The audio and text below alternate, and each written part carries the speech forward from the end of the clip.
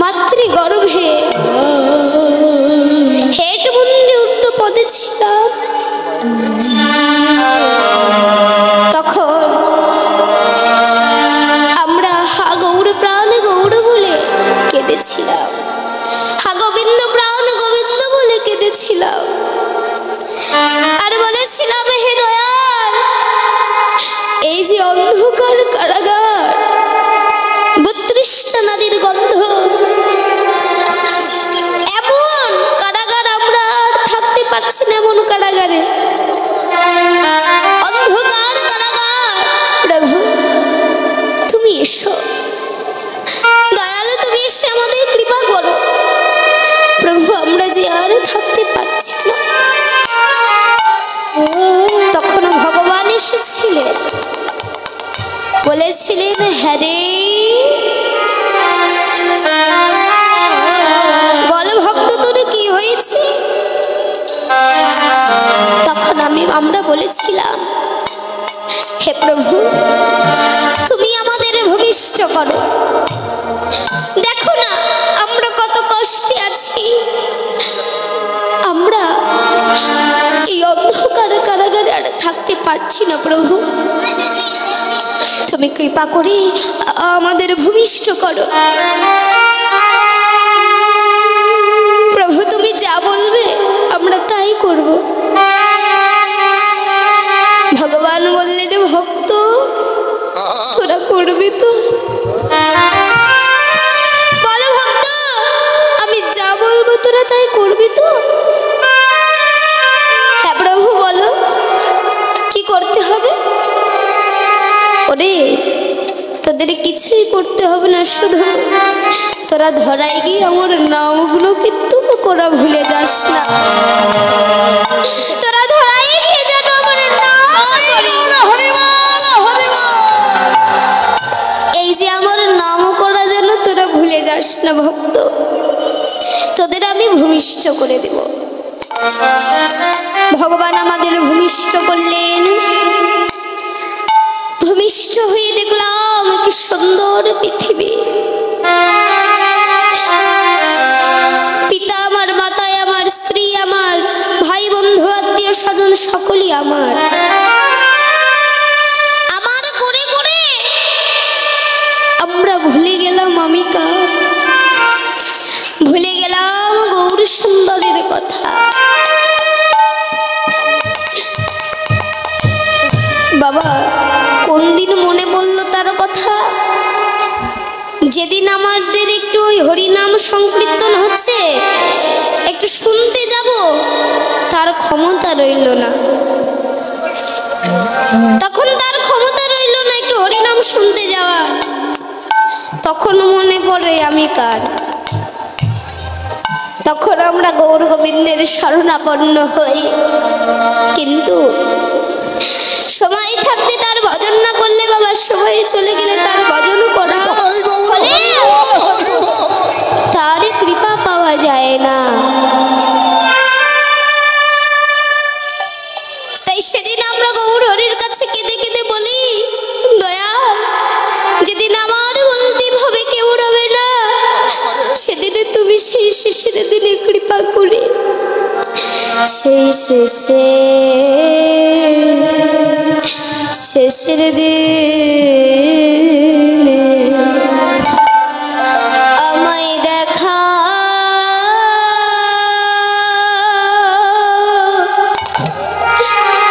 আমায় দেখা, দেখা দিও।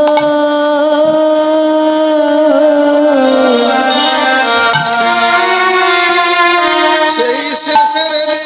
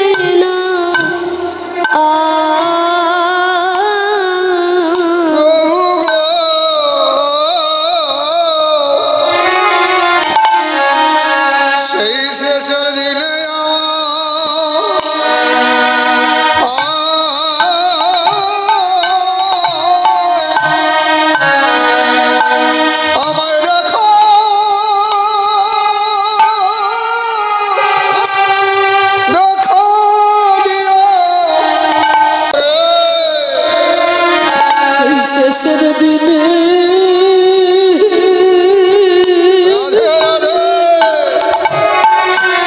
আমায় তুমি দেখা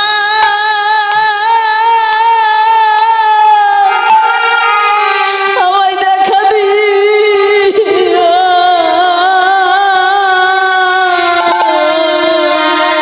যেদিন সবাই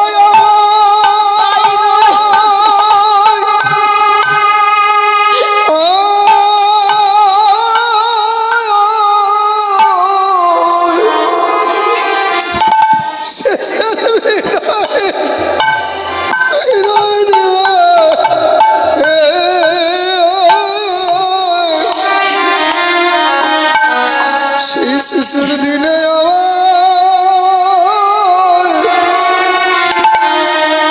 আমায় দেখা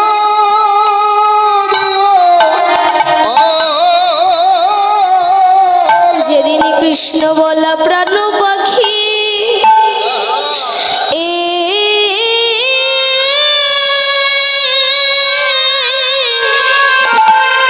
প্রাণ পাখি উড়ে আমার উড়ে যাবে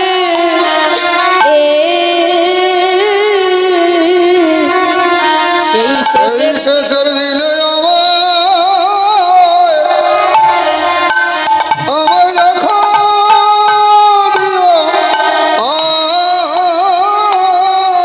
যেদিন সবাই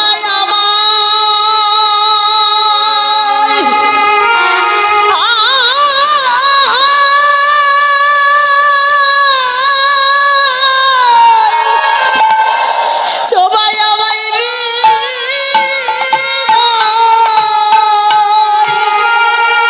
শেষের বিদায় দিবে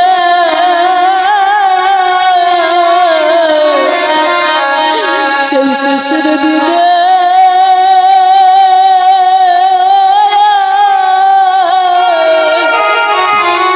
আমায়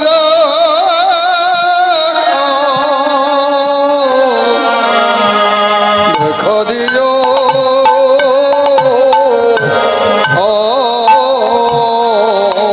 প্রভু যেদিন আমার বলতে হবে কেউ রবে না প্রভু সেই শেষের দিনে তুমি আমায় দেখা দিও দয়া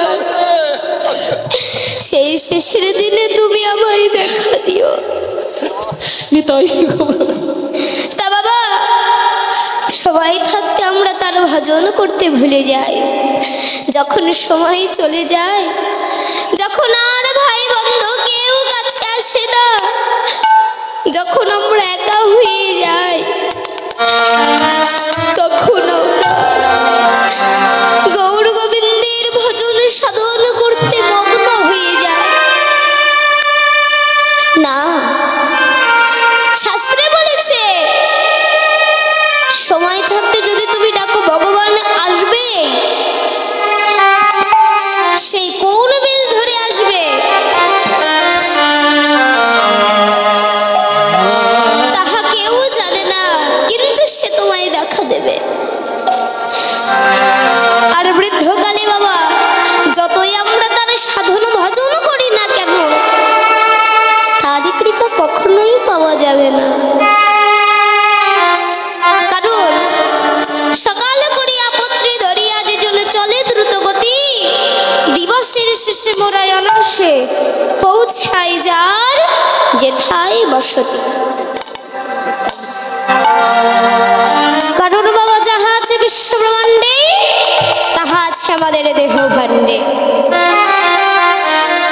শাস্ত্রে বললেন বাল্যকালে কৃষ্ণ ভজে কৃষ্ণ পাওয়ার আসে যৌবনকালে কৃষ্ণ ভজে কৃষ্ণ আসে কি না আসে বৃদ্ধকালে কৃষ্ণ ভজে জমে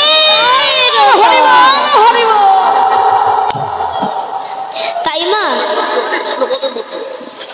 সকাল সকাল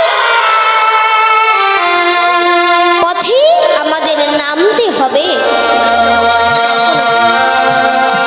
দিনের যেমন তিনটি কাল সকাল মধ্যে মধ্যাহ্নকাল এবং বৈকাল তাই তো তেমন দেহেরও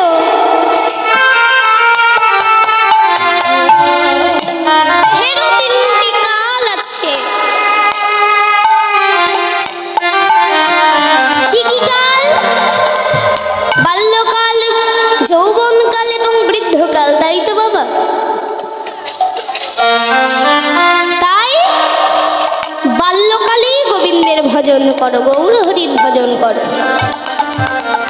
জীবের নিস্তার লাগে আমার আনন্দে সুত হরি, ভুবনে প্রকাশ হলেন শ্রী গুরু রূপ ধরি।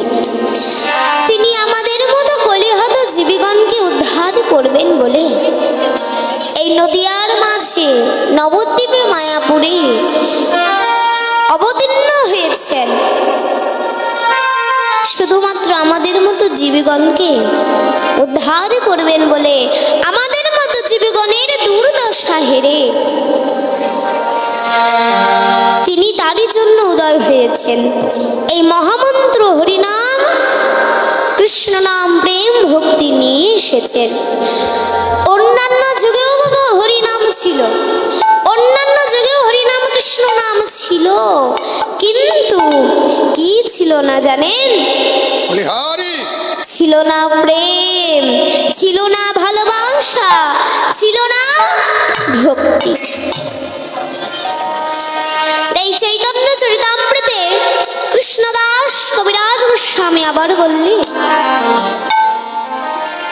কৃতধায়তে বিষ্ণু ত্রেতায় ভজতে মক্ষয়ে, দাপারে সেবা পরিচর্যং কলো হরিনাম সংকীর্তন।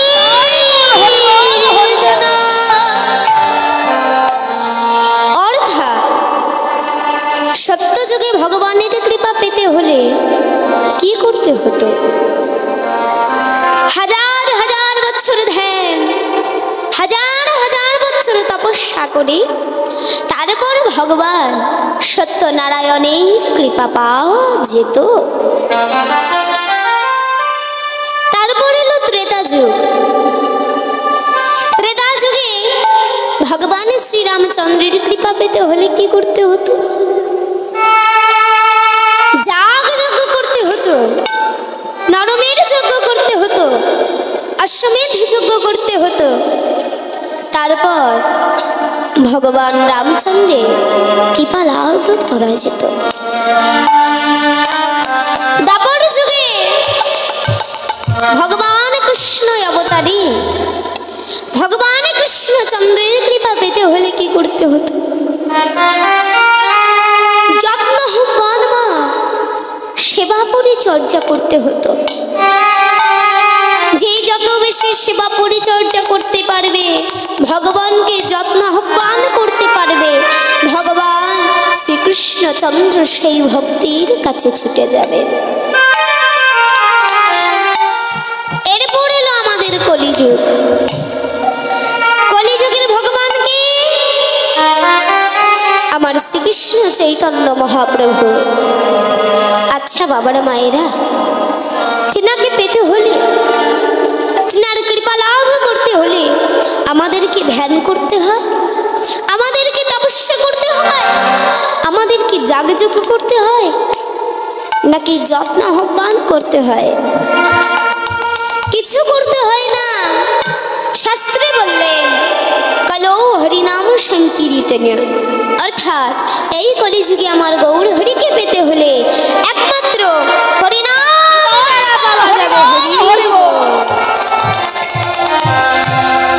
হরিনাম সংকীর্তন দ্বারাই আমার মহাপ্রভুর কৃপা লাভ করা যায়, অত কিছুর প্রয়োজন হয় না।